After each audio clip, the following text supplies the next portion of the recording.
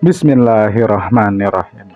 Assalamualaikum warahmatullahi wabarakatuh.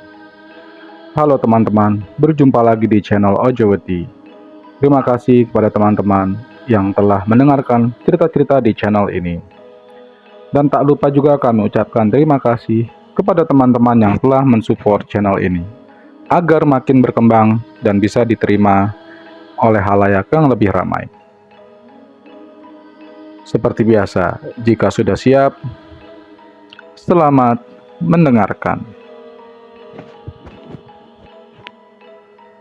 Dulu pekerjaanku sebagai buruh tani itu ketika masih berumur di bawah 30 tahun. Anakku 3 orang, semuanya kini sudah berkeluarga. Apapun pekerjaan di kampung, aku terima untuk menyambung hidup. Yang penting halal. Suamiku juga sebagai buruh tani. Dia nyambi jadi peternak ayam kampung. Alhamdulillah, semua diberi kecukupan untuk kebutuhan sehari-hari. Padahal dulu aku harus menyekolahkan anak-anakku. Semuanya lulus sekolah menengah. Sekarang usiaku menginjak di atas 40 tahun. Aku sudah meninggalkan pekerjaan sebagai buruh tani. Aku pindah haluan sebagai tukang masak para warga kampung saat punya hajat. Semula aku hanya ikut-ikutan jadi rewang, yaitu tenaga pembantu. Sekarang aku sudah bisa mandiri. Sekali panggil untuk memasak, aku pasang tarif Rp200.000. Itu untuk 2 hari 1 malam. Memasuki bulan Syawal, biasanya selalu banyak orang punya hajat.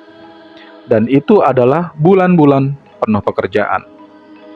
Jauh-jauh hari, orang yang hendak punya gawe datang ke rumahku, memastikan tanggal yang kosong. Hampir seluruh angka di kalender sudah aku lingkari. Hanya ada 2 hari saja, Kamis Wage dan Jumat Kliwon. Saat bulan puasa seperti ini adalah masa istirahatku bekerja. Tidak ada orang yang punya hajat nikahan. Untuk mengisi kekosongan, aku berjualan makanan untuk buka puasa. Kolak pisang, serabi, bubur candil, lontong, dan lodeh.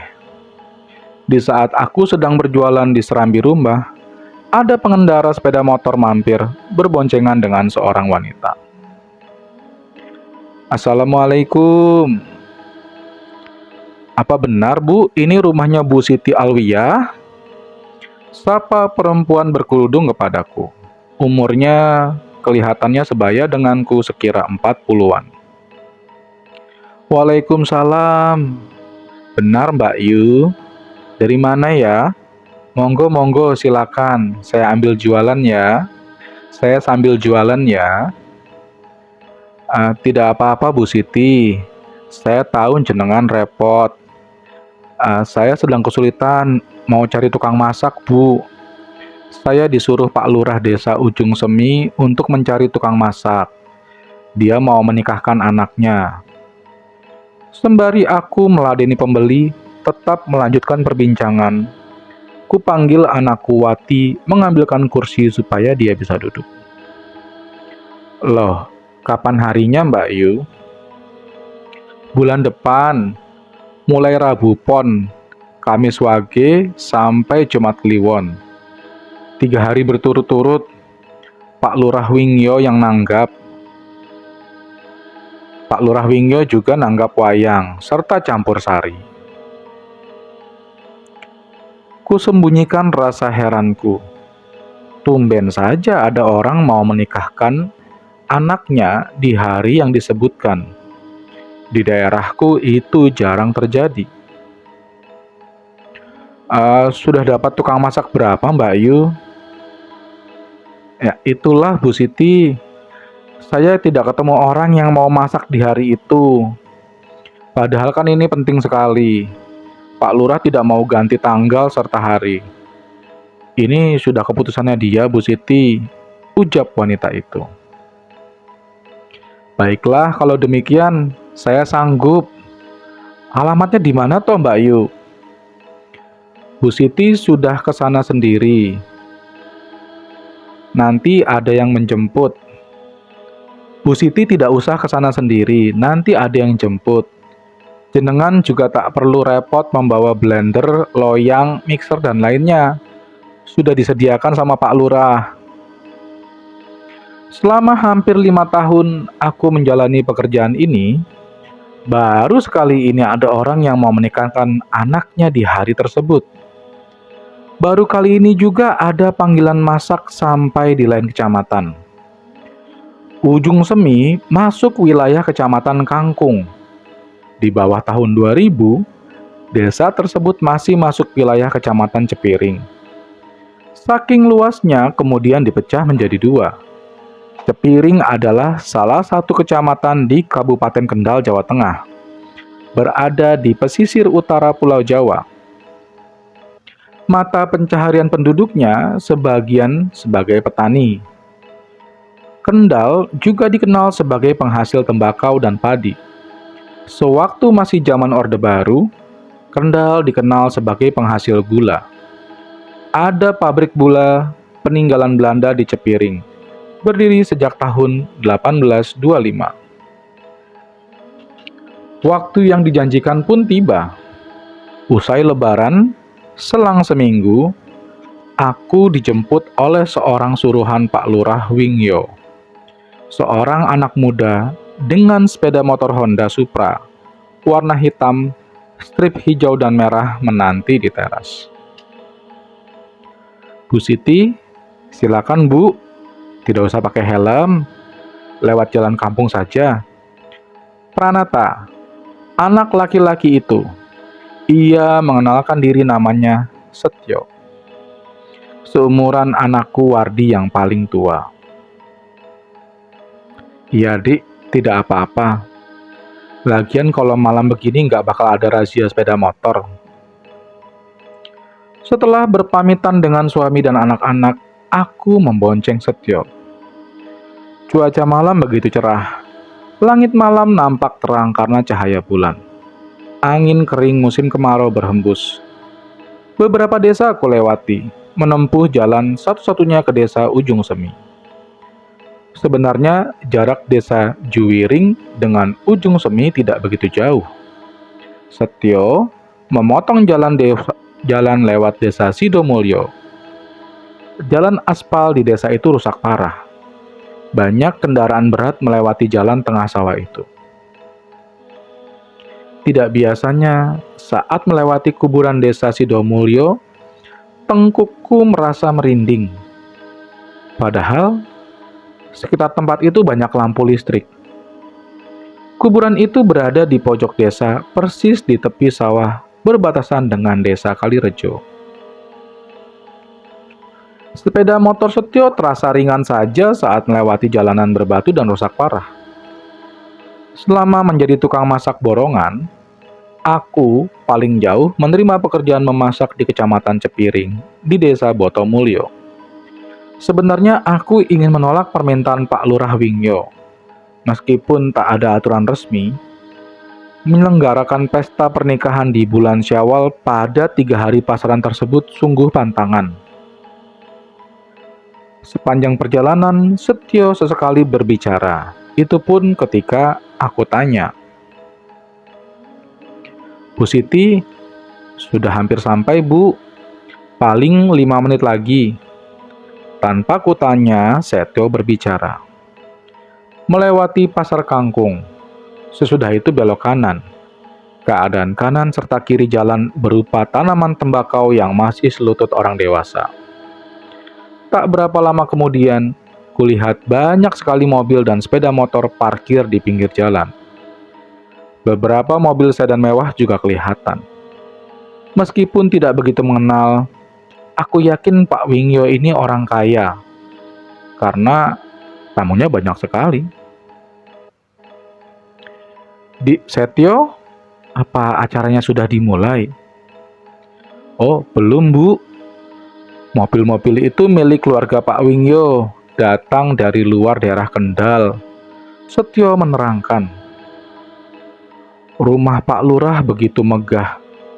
berpagar tembok setinggi bahu. Untuk masuk ke rumahnya harus melewati pintu gapura yang tak kalah megah juga. Bangunan utama berupa rumah joglo seperti balai desa. Rumah Pak Lurah, bagian dinding, bagian depan, semuanya dilepas. Di desa, orang yang memiliki rumah joglo dari kayu jati dipastikan orang yang kaya raya. Dik Setio, orang desa sini kok pendiam semua ya? Aku mulai merasa ada kejanggalan pada warga desa Ujung Semi.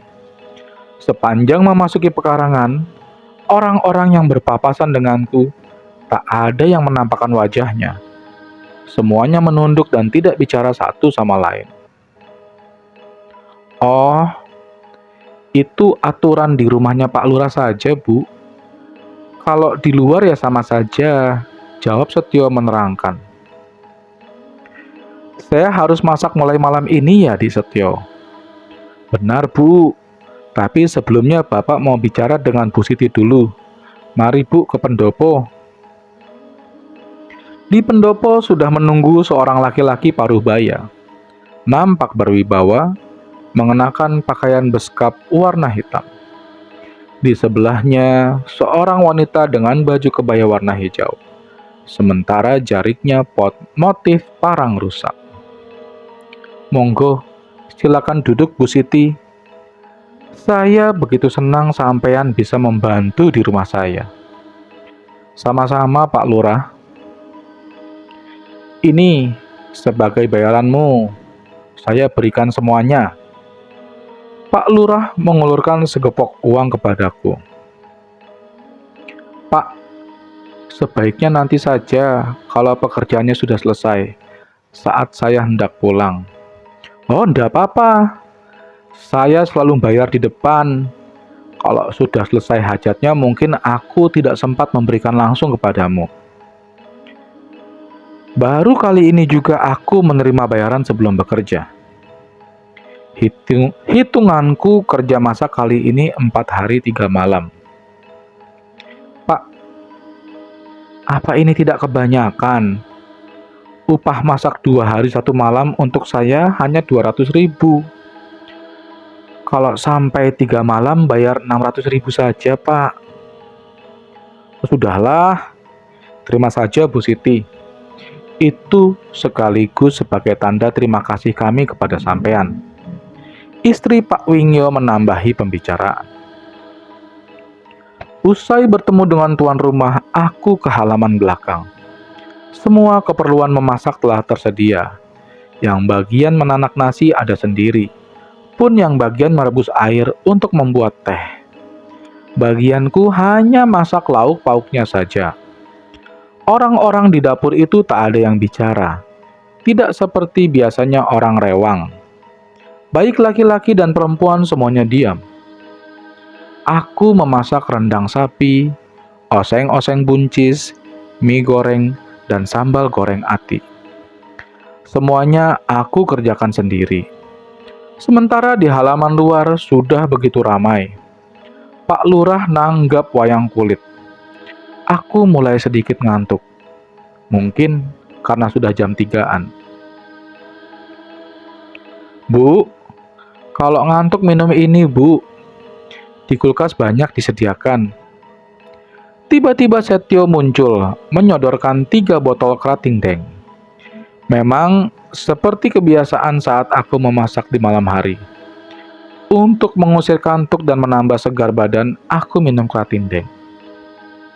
Waktu terasa berjalan begitu lambat. Masakan sudah matang. Kemudian satu persatu bagian dimasukkan ke besek. Aku sudah kali ketiga memasak rendang sapi. Sekali masak menghabiskan 60 kg daging sapi. Demikian juga dengan mie goreng dan lauk pauk yang lain. Semuanya ludes tak bersisa. Terasa membosankan juga berada dengan orang banyak, tapi tak satu pun yang bisa diajak bicara. Aku mencoba berbasa-basi dengan laki-laki yang sedang mengaduk beras. Kang? Orang sini semuanya kok pendiam ya? Sudah sejak saya tinggal di kampung ini memang begitu, Bu. Kalau tidak penting sekali kami tidak bicara. Loh, memang sampean dari desa mana, Kang? Saya dari jauh, Bu. Asli saya Serang, Banten. Sudah 5 tahun saya mengabdi kepada Pak Lurah. Sudah 5 tahun? Di sini sampean bertani tembakau atau... Belum rampung aku bertanya, laki-laki itu menjawab pertanyaanku. Saya di sini bekerja untuk Pak Lurah. Pekerjaan saya menanak nasi. Kebetulan saja tahun ini Pak Lurah sedang mantu. Loh, ibu kok bisa masuk ke sini? Bagaimana caranya? Aku merasa pertanyaan laki-laki tukang masak nasi ini begitu aneh. Bagaimana caranya? Sambil memblender bumbu masak rendang, aku ceritakan bagaimana aku dipanggil Pak Lurah untuk masak.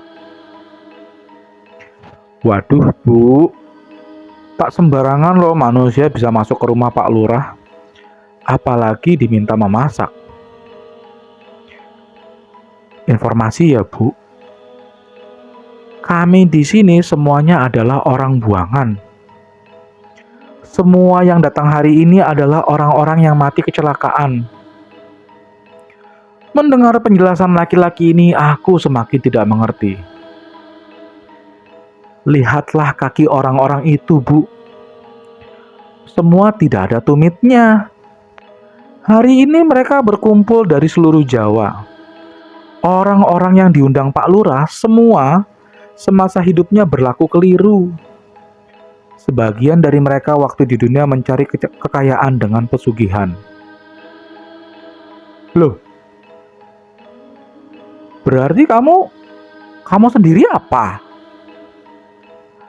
Saya mati bunuh diri, Bu. Banyak hutang melilit. Ditagih banyak orang membuat saya tidak betah hidup.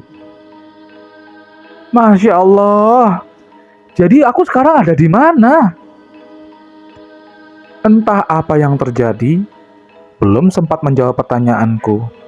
Laki-laki di depanku ini mendadak pucat. Seluruh kulitnya melepuh seperti luka bakar. Ia berguling-guling di tanah. Dan lampu listrik di rumah Pak Lurah mendadak padam. Aku berusaha mencari sumber cahaya. Kurogoh korek api yang ada di dalam tas. Sekitarku begitu gelap sekali. Sayang, korek api dalam tasku lembab. Aku pelan-pelan berjalan menuju gapura depan. Berulang kali kakiku menabrak tonggak pohon. As-sholatu khairum minan naum. Sayup-sayup kedengar azan subuh. Aku sudah berada di luar gapura rumahnya Pak Lurah. Kutoleh lagi rumah Pak Lurah itu. Masya Allah, rumah joglo kayu jati tidak kutemukan. Di situ berdiri sebatang pohon kolobin begitu tinggi. Dan pelataran rumah tersebut adalah kuburan. Segera aku percepat langkah meninggalkan kuburan itu. Menyusuri jalan aspal ke arah cahaya matahari terbit. Aku sudah di sekitar pasar kangkung. Nampak sudah mulai ada orang di pasar kecamatan itu. Sambil menunggu hari terang, aku ke musola menunaikan sholat subuh. Jam 7 pagi, aktivitas pasar kangkung sudah begitu ramai. Aku menuju pos ojek dan meminta diantar pulang ke Juwiring. Hanya perlu waktu setengah jam saja dari pasar tersebut ke desaku. Sepanjang jalan menuju rumah, ada pemandangan aneh. Orang-orang memandangiku dengan tatapan heran. Hingga akhirnya aku tiba di pelataran rumah. Kulihat anakku Suwati sedang menyapu halaman. Dia langsung berhamburan memelukku. Bu, ibu kemana aja?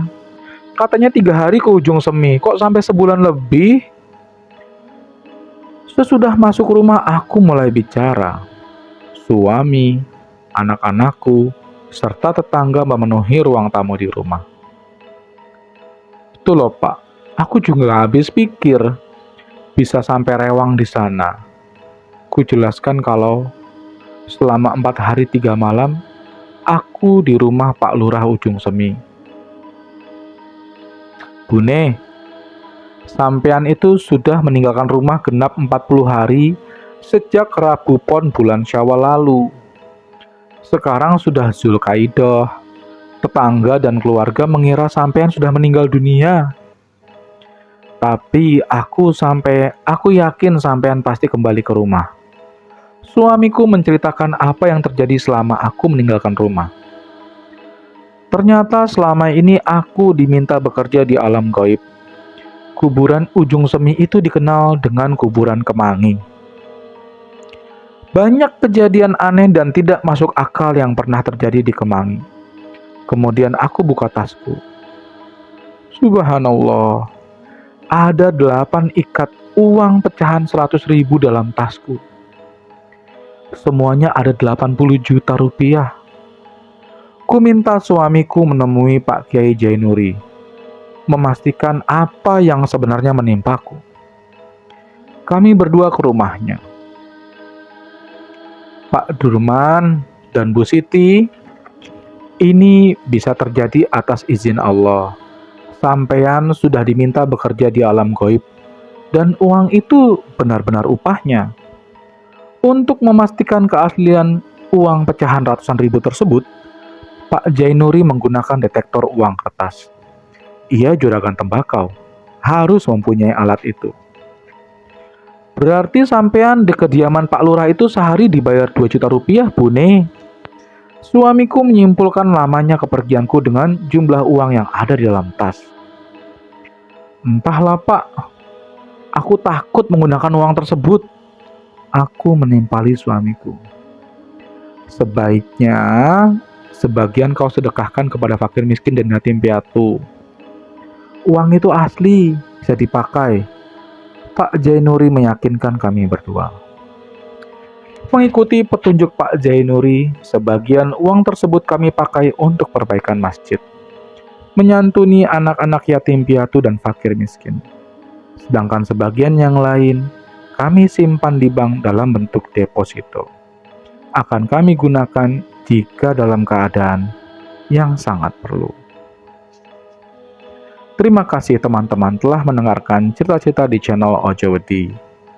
Akhir kata, wassalamualaikum warahmatullahi wabarakatuh.